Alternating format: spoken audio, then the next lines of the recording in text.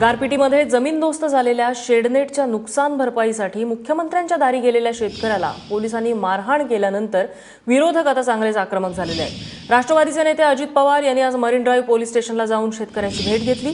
अजित पवार आणि विरोधी पक्षाचे नेते पोलीस स्टेशनला गेल्यानंतर सुरुवातीला शेतकरी रामेश्वर भुसारे हे कोर्टात आहे असं सांगण्यात आलं। मात्र अजित पवारांनी या शेतकऱ्याला फोन केला असता हा शेतकरी पोलीस स्टेशनमध्येच होता।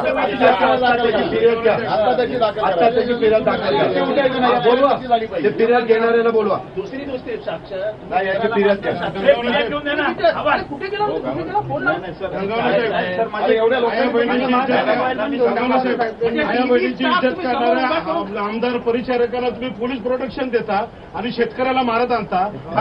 खोटं बोलले तिथं तुम्ही असं नाही। आता एवढ्या मोठ्या लोकांच्या खोटं बोलला तुम्ही, बरोबर नाही।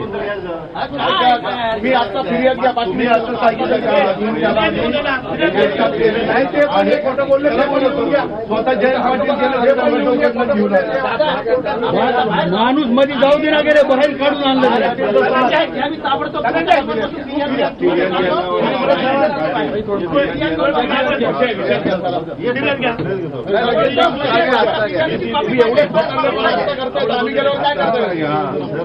आम्हाला एफआयआर कॉपी पाहिजे।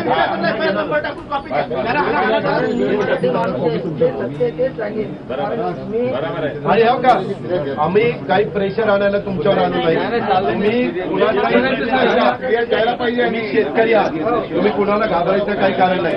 जे खरं असेल ते सांगा, कुणाच्याही दबावाला अजिबात बळी पडू नका।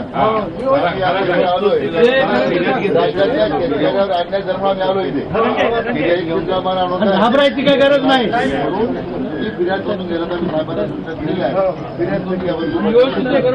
आणि खरं सांगा, अजिबात खोटं बोलू नका। त्याच्या पायावर डाग बघा की कुठपर्यंत रक्ताचे पडले पॅन्टीवर। खाण्यापिणं दे रे तुमको। आता तुम्ही म्हणताय थोडंसं लागलं, एवढे एवढे काय 60% पडूच शकत नाही। लाच मारल्याशिवाय ठेवका बघा मधून फाटले, 60% हात लागून आतमध्ये टाके पडले। चावायला दात तर आहे का त्याला? हे चावायला दात आहे का त्या माणसाला? बघा चावलं म्हणायला खोटं मारलेलं आहे। तुमचं वय किती हो?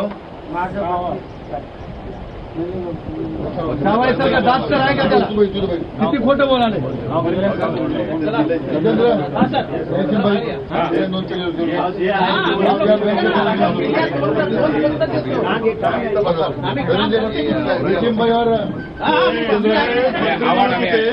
म्हणत होते की गांजाची शेती करता म्हणून तर टीव्हीला दाखवतात।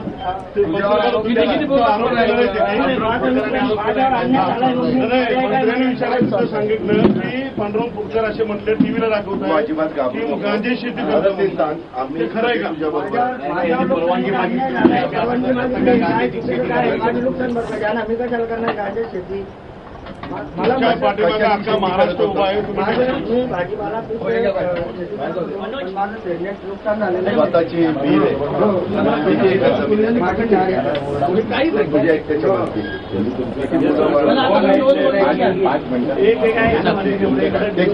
बरोबर नाही।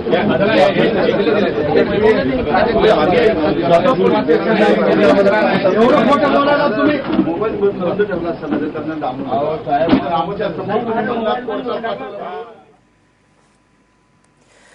तर या ठिकाणी पोलीस स्टेशनमध्ये मरीन ड्राईव्ह पोलीस स्टेशनमध्ये हा सर्व गोंधळ बराच वेळ सुरू होता। या पोलीस स्टेशनमधून बाहेर पडल्यानंतर माजी उपमुख्यमंत्री अजित पवार यांनी काय प्रतिक्रिया दिलेली आहे आपण पाहूया।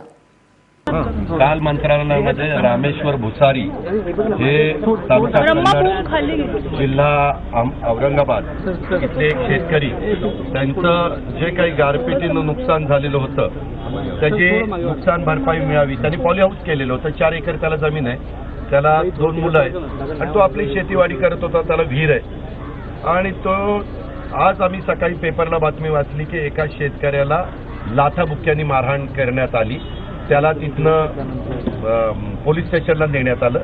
आणि म्हणून आम्ही ते सभागृह संपल्यानंतर विरोधी पक्ष नेते दोन्ही आणि अनेक आमदार, सर्व विरोधी पक्षाचे, त्याच्यात अबू आझमी होते, जयंत पाटील होते, काँग्रेस, राष्ट्रवादी काँग्रेस, सगळेजण आम्ही तिथं आलो। आम्ही कुठलाही दबाव न आणता रितसर त्या बिचाऱ्या इन्स्पेक्टरने सांगितलं की तुम्ही त्याच्या खुर्चीवर बसा. म्हणलं नाही, ती तुमची खुर्ची आहे, आम्ही समोर बसतो, तुम्ही तुमच्या खुर्चीवर बसा. ह्या पद्धतीनं बसल्यानंतर त्या रामेश्वरच्या बद्दलची माहिती आम्ही विचारायला लागलो. त्यांनी सांगितलं की त्याला आम्ही नेलेलं आहे कोर्टामध्ये.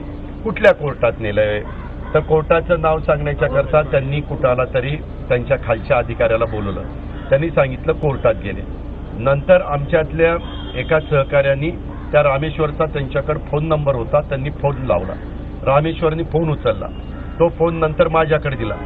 मी रामेश्वरला विचारलं, रामेश्वर, आम्ही सगळे विरोधी पक्षाचे नेते दोन्ही आणि आमदार तुला भेटायला आलेलो आहे, काय नक्की घडलेलं आहे? आज शेतकरी अडचणीमध्ये आलेला आहे, शेतकऱ्याची कर्जमाफी व्हावी म्हणून आम्ही प्रयत्न करतोय, आम्ही शेतकऱ्यांचं प्रतिनिधित्व करतोय, तू आम्हाला काय ते सांग. तू कुठं आहे आता? कुठल्या कोर्टामध्ये तुला नेलंय? तो म्हणला, आम्ही कोर्टात नाही दादा, मी शेजारीच इथंच ह्या पोलीस स्टेशनलाच मला इथं ठेवलेलं आहे, मरीन ड्राईव्ह पोलीस स्टेशनला. आम्ही त्या इन्स्पेक्टरला विचारलं, ते सांगतोय की मी मरीन ड्राईव्ह पोलीस स्टेशनला आहे, तुम्ही आम्हाला सांगताय कोर्टात नेलंय, हाय कुठलं सांगताय? तोपर्यंत आमचे जयंत पाटील शेतकरी कामगार पक्षाचे आमदार आणि काही इतर सहकारी शेजारच्या रूममध्ये गेले आणि तिथं एक कडी लावलेली होती. ती कडी उघडली आणि ते आज बघतायत तर तिथं आतमध्ये संबंधित रामेश्वर शेतकरी, तिथं त्यांचा संपूर्ण शर्ट रक्ताच्या यांनी डाग पडलेले भरलेला आहे. त्याला मी विचारलं की बाबा हे काय झालं? तो म्हणला काही नाही, मी काल काही दिवसापूर्वी भाऊसाहेब फुंडकरांना भेटलो, माझं जे नुकसान झालेलं आहे त्याची नुकसान भरपाई मला द्या, मला न्याय द्या, न्याय देता येत नसेल तर मला आत्महत्या करण्याची परवानगी द्या.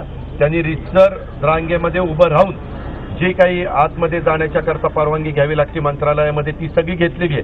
ती पावती त्याने दाखवली. अर्ज काय केला मुख्यमंत्र्यांना तेही दाखवला. नंतर काल त्याची आणि कृषी राज्यमंत्री सदाभाऊ खोतांची भेट झाली, तेही त्यांनी आम्हाला सांगितलं. आम्ही त्याला म्हणलं की तू कुणाच्या दबावाला घाबरू नको, खरं ते सांग. तो म्हणला की सदाभाऊ खोत म्हणले की हे माझ्या अखत्यारीतला विषय नाही आणि ते एवढंच बोलले आणि निघून गेले. आणि नंतर म्हणले यांनी मला अक्षरशः लाथाबुक्क्यांनी मारलं आणि त्याच्यामध्ये इथं त्याला जखम झाली, 7 टाके पडले. काल त्याला इथं आणल्यानंतर हॉस्पिटलला पण नेलं, हॉस्पिटलला टाके तिथं टाकले आणि परत आणलं. आता आणल्यानंतर ज्यावेळेस त्याला इथून पोलिसांच्या गाडीमधनं मंत्रालयातनं पोलीस स्टेशनला आणलं, तो म्हणला मला झोपवलं, माझ्या एक त्याच्या गळ्यामध्ये गमजा होता, तोच गमजा 2 जण आवळायचे आणि म्हणायचे का असं वागतो, का असं वागतो, मलाच दम द्यायचे. आणि त्यांनी तक्रारीमध्ये म्हणजे त्याच्या विरोधात तक्रार पोलीस स्टेशनच्या लोकांनी केली की यांनी आत्महत्या करून गळफास लावण्याचा प्रयत्न केला. म्हणलं त्याच्याकडे गळफास लावण्याच्या करता दोरीच नव्हती. नाही म्हणले आमच्या गाडीमध्ये एक नायलॉनची दोरी होती. म्हणलं जर तुमच्या गाडीत नायलॉनची दोरी होती तर ती दोरी तुम्ही बाजूला करायला पाहिजे होती. अशा पद्धतीनं खरं तर ते पोलीस स्टेशनचे अधिकारी पण बनवाबनवी करतायत. आपल्या महाराष्ट्रातल्या शेतकऱ्यांचं दुर्दैव आहे.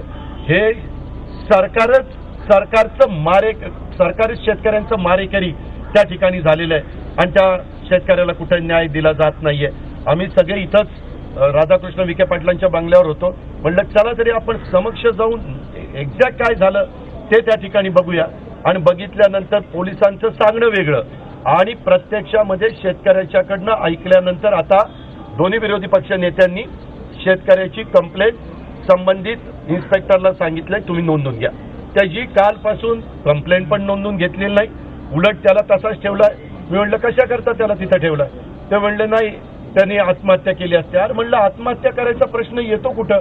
आणि जे मंत्रालयामध्ये सीसीटीव्ही कॅमेरे आहेत त्या कॅमेऱ्याची जे सीसीटीव्ही मध्ये कैद झालंय ते उद्या महाराष्ट्राला दाखवावं ना. त्याच्यामध्ये कोण खरं बोलतोय कोण खोटं बोलतोय हे संपूर्ण चित्र त्या ठिकाणी स्पष्ट होईल.